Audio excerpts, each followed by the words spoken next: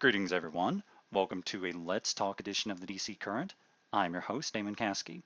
Well, obviously, as you can see on the screen, today we're going to be talking about building a fictional character in writing.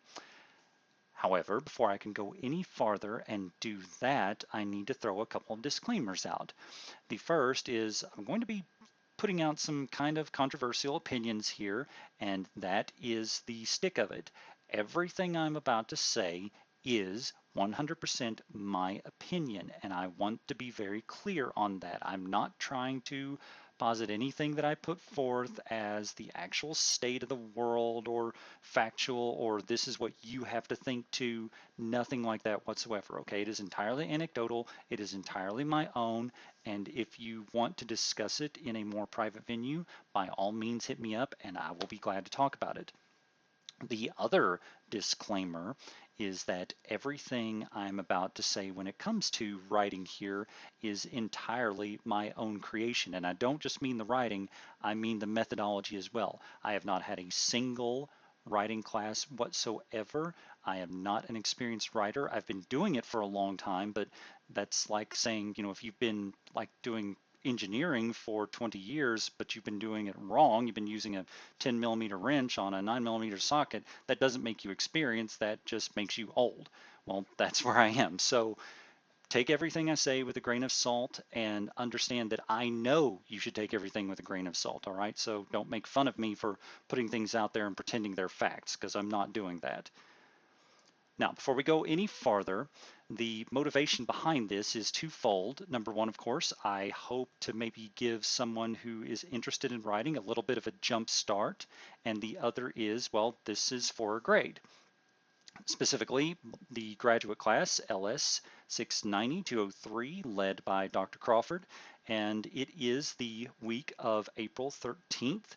We are to create, actually, I'm sorry, I'm looking at the wrong thing. That says create an assessment plan. It is, sorry, due April 6th, and it is our activist art lab. So now the way this works is once a week we are given a project and a subset of the students have to create a tutorial on that project, whilst the rest of us go forth and try to follow that tutorial and recreate it to the best of our ability and available resources. And then we also critique their tutorial. The main issue is this is not my week, so normally I would not be creating a tutorial, but when I went through the instructions by Miss Jamie Collins and Ms. Peyton Bowling, I haven't read Mr. Tanzim's yet. I hope I haven't mangled your name. Please accept my apologies if I did. What I discovered was that Activist Art Lab is quite literal. It's exactly what it says on the tin, and we are to create artwork for activism. The problem with that, and remember the disclaimer I said, I am a staunch anti-traditional activist. I mean, I absolutely hate it with a passion. I've been there, done that, bought the t-shirt. I've even written papers about it. I call it slacktivism, not activism. I just don't see value in disruption, and I don't see value in holding signs. There is a time and place for that, but I find it's rarely the case, at least in the modern world, that it's really a useful thing to do.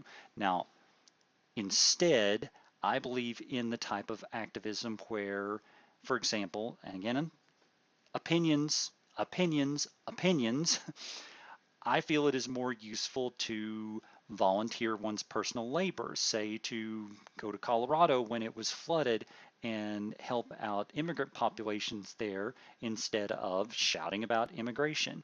I feel that doing search and rescue operations to help solve local crimes goes a lot farther than shouting futilely at the government. I feel that if you want to make a change, you use your wallet, you use your hands. In other words, you be the change. And for that, I even have a phrase, I call it positive disruption. In other words, you create something and you push it out there rather than yelling at or trying to tear down someone else's. Sorry, my phone just went off and I have to make sure that that's not something important. It is not, so sorry about that. that is how I came around to the whole idea of this character creation tutorial, because I think there's more than one way to be artistically activist. As I just said, you try to do positive disruption.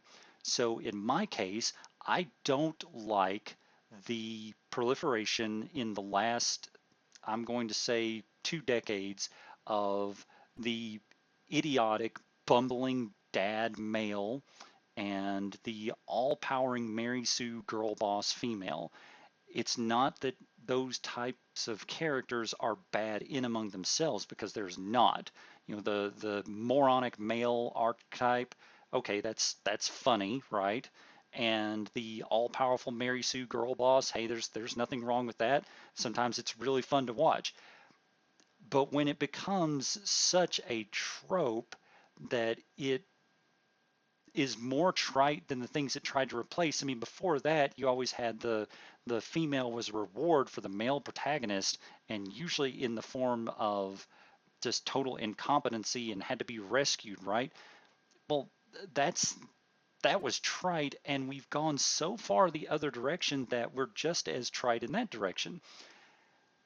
There is an entire industry built up around that. You could look up right off the top of my head, and I'm not criticizing these guys because I listen to them sometimes for entertainment value. You've got Young Ripa, you've got The Critical Drinker, you've got Nerdrotic, you've got Miss Erin Woodworth, I think. All these just they're sort of derided as rage critics, but their activism is getting out there and sort of trying to shout all of this down. But I think instead you should be trying to create something of your own and insert it into the zeitgeist, and that is how you make the change. So, thusly, my own creation and attempting to get a book published. So I'm going to go over some of the precepts of how I created this character and how I hope that she is compelling despite not fitting the strong female archetype and being a more, I guess I don't want to use the word, but I'm going to anyway, traditional female model. So first, let's go to the building blocks that make a character. Yet again, disclaimer here, I made this up. I have no idea if it is correct or not. I have no peer-reviewed research to back it up. As far as the image goes, that's just something I told ChatGPT to create. I said, my building blocks are challenges, goals, strengths, limitations. Create me a chart, and here you are. So the building blocks, well, this is what I think. You have a character's challenges, and you have their goals, you have their strengths, and you have their limitations.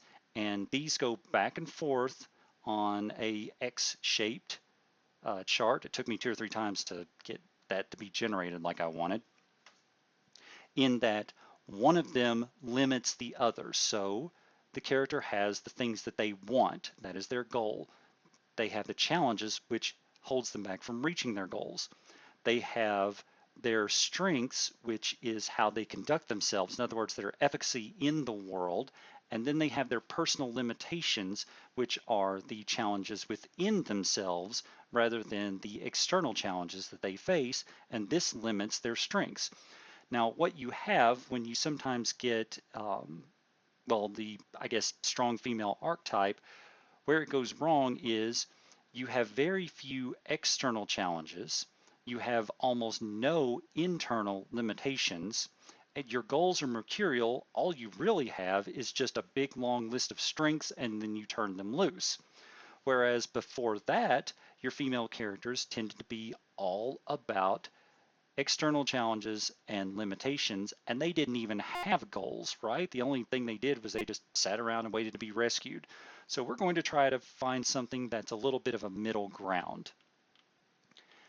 And if we go into the story itself and we break it down a little bit, we get what Miss Chandra's goals, challenges, strengths, and limitations actually are, but those aren't going to make a whole lot of sense until I give you a quick overview of the story itself. So let me go back over here to the general setting.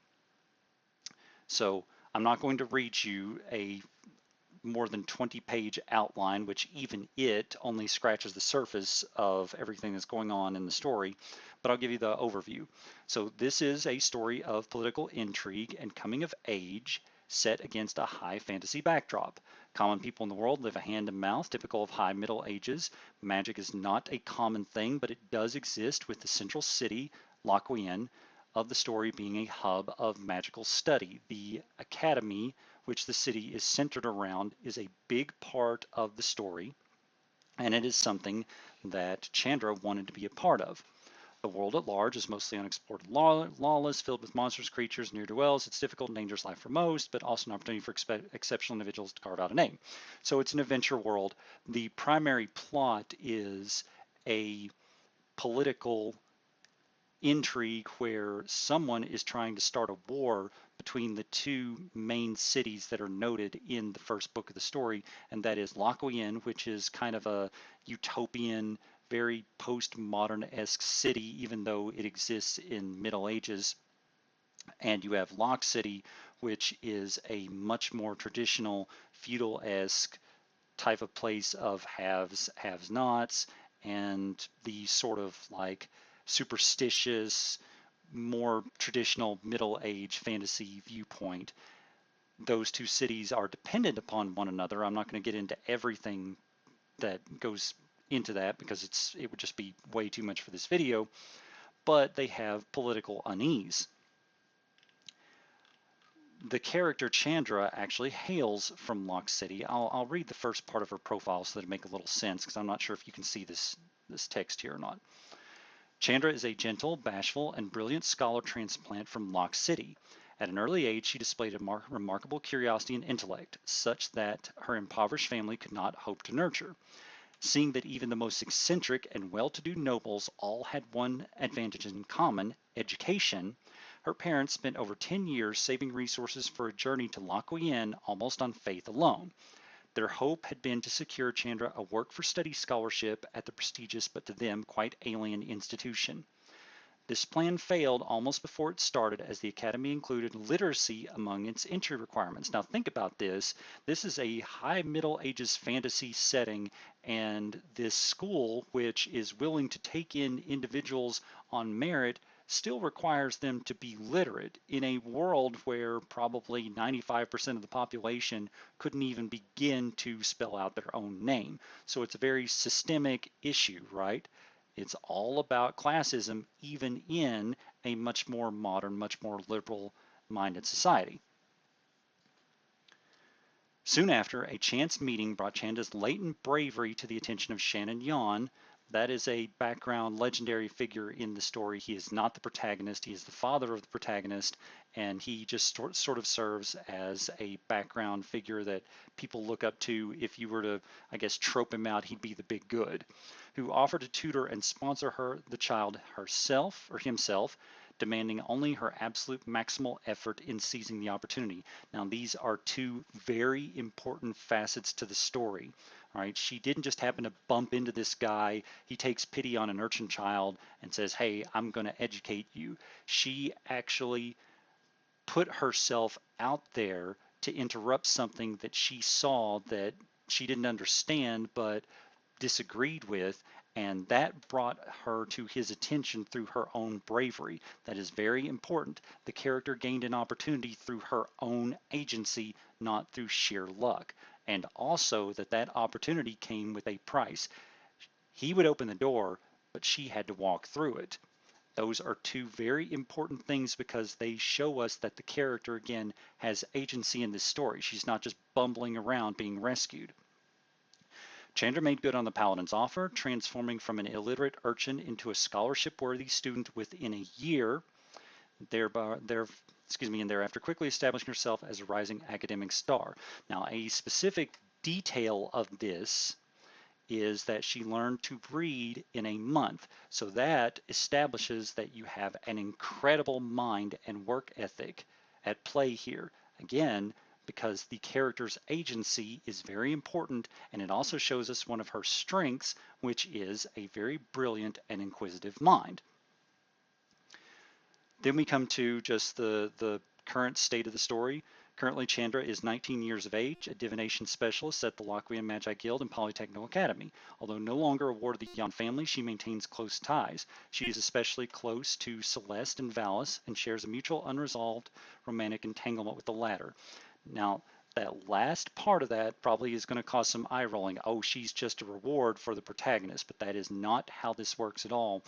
This is a coming of age story for both of the characters, and also a big part of the focus of the story is not her relationship with the protagonist, but with the sister Celeste, because I want to explore female on female relationships that, heaven forbid, don't involve latent sexual tension, because that's another trope that gets on my nerves that I want to go against. You can have two female characters be extremely close to each other and that not mean that they are hot for one another, okay?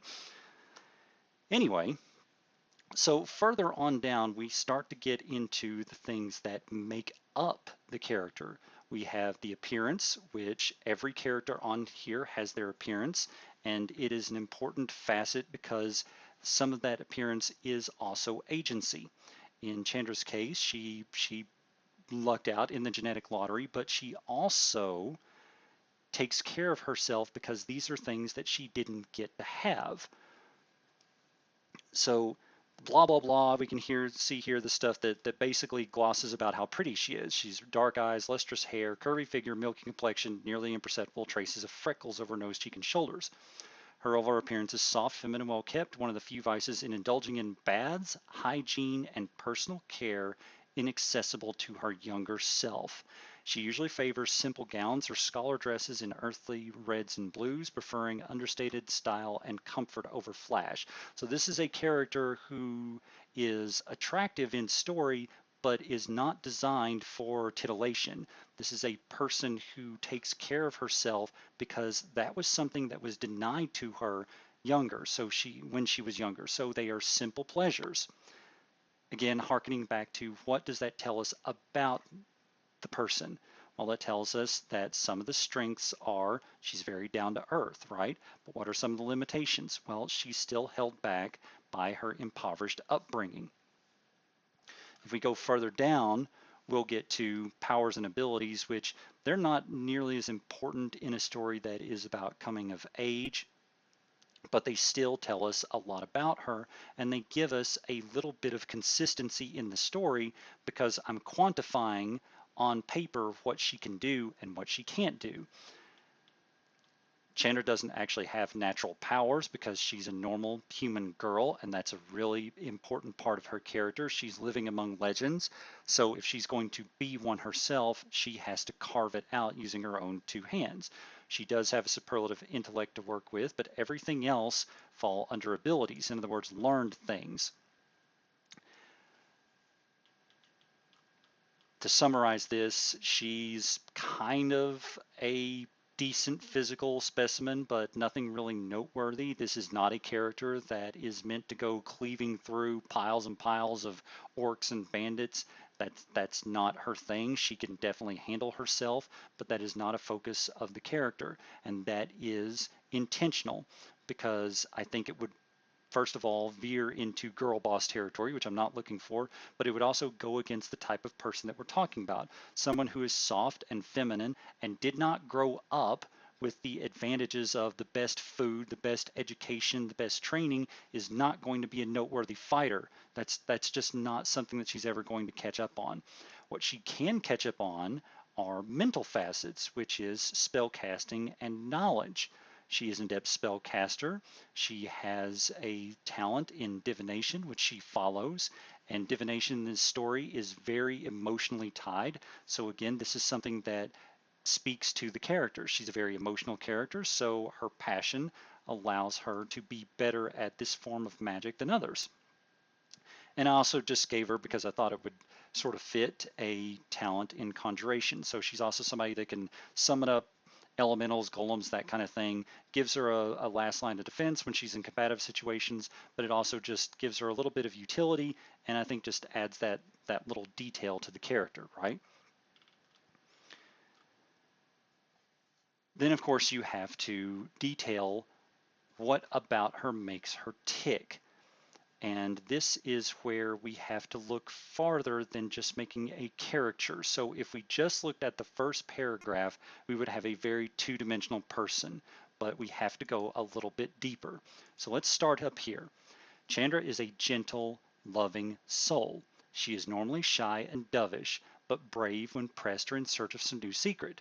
Despite her bashful nature, she tends unintentionally to wear her heart on her sleeve, being passionate and empathetic. So this is a person who, instead of being hardened by her situation, decided that since she received kindness from someone in a position of power, that she was going to hold on to her own kindness. So you have someone who's soft and feminine and loving and nurturing. If that was all there is, though, again, we'd have a two-dimensional, or I guess a one-dimensional character. So we have to delve just a little deeper, right? So let's go on. She has a love of sweets and basic comforts, finding great indulgence in simple things not available during her impoverished childhood. Warm baths, walks in the woods, the open ocean air of Loch Wien, and visits with friends. And each one of those ties into the backstory and the overall story, because remember, nothing exists in a vacuum. This is a city mouse who grew up in cramped conditions, small streets, lots of mud, lots of really bad smells. She had a home, but it was really more of a one-room shack than anything else. So here she is now in a seaside port city with woods just north of that town.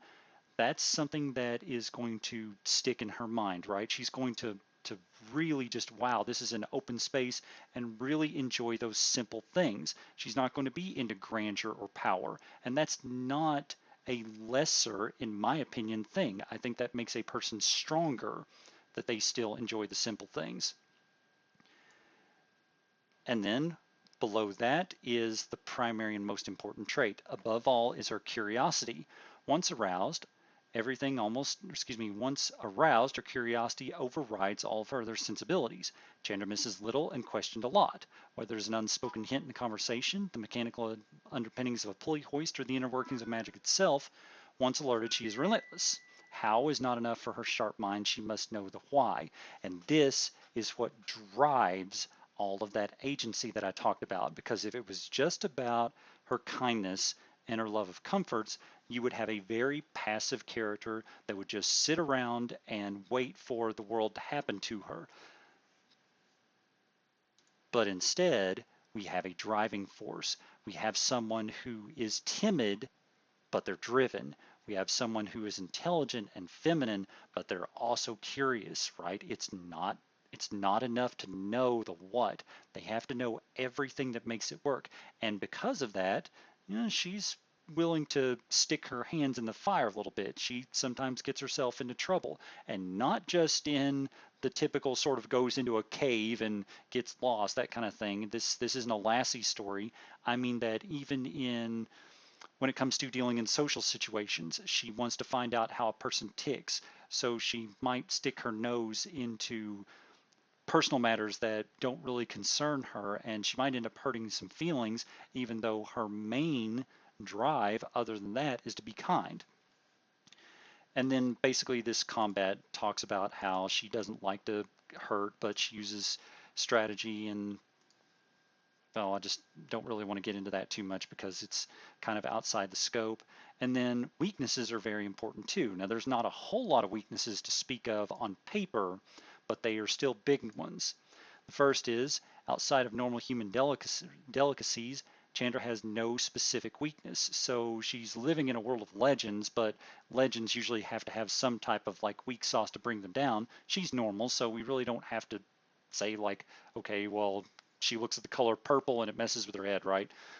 That's not what we're going for. We're talking about more nuanced weaknesses. She can sometimes be overwhelmed emotionally in a social context. So again, this is a kind and dovish person. She's very shy.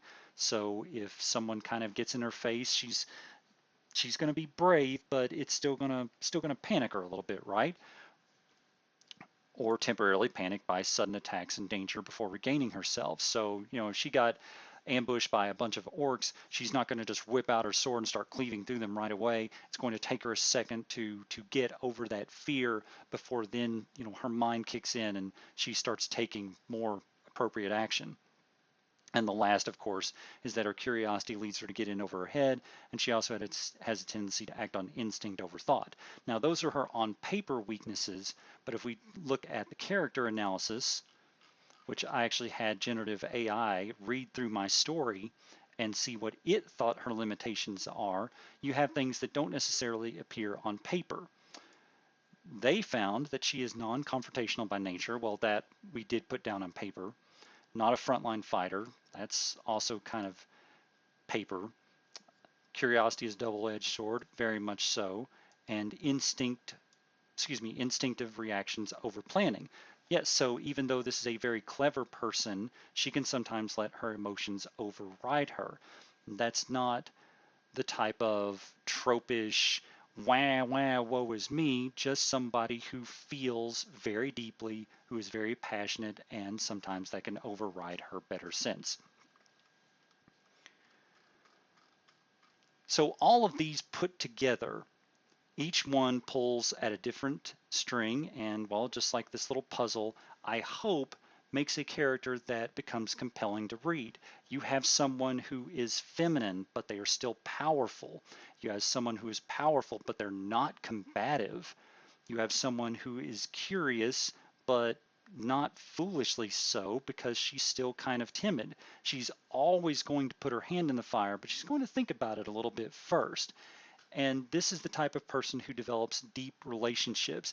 This is the person who walks into a bakery and sweet talks her way into getting into the back door and early access to Egon's Honey Delights, even though her lectures prevent her from making to it at opening time. This is a person who can open up the protagonist's doors even though he is completely socially inept, and not as a fixer manic pixie dream girl, but someone who is a developmental best friend from the time that they come in. He provides her with stability. She provides him with a little bit of emotional grounding. She is someone who develops a very strong relationship with another female character who is very in your face and out there, and their relationship is extremely important to the story, and it becomes a sisterly relationship, and that is something that I want to work very hard to develop. So the point of all this is, if you are a inspiring writer, I hope that you can take all of that rambling and start with some building blocks, challenges, goals, limitations, strengths, write those down, and hopefully make your character a little bit more nuanced if they happen to be something that you're afraid is one-dimensional. And again, hopefully I've actually managed to do that. You might look at this and think that I've just created a one-dimensional mess or have done nothing but, I guess, given you a stream of consciousness. And I also am hoping that this is an example of, again, positive disruption, that even if you disagree with me about why I'm doing this, you understand the process as to why I'm doing this. You may not agree with me that the strong female is an overused trope, but you can see how that I am attacking that trope by creating something that will hopefully dilute it and take eyes away from it, rather than going out there and shouting about how, well, it sucks and this story sucks and that story sucks and blah, blah, blah, blah, blah. That's just not the type of activism that I think really gets anything done. And I believe that also scales back to things when it comes to politics. My last little opinion I'm going to throw out here, and if you really care that much about politics that are going on in the world, if you're a Trump thumping MAGA, or if you're an orange man bad, or if you're something that is in between, I promise you this right here, a wallet, in case it isn't clear, and your vote are far more powerful than your signs. Opinion again, so feel free to disagree, but in any case, I thank you for listening, and I will see you next time.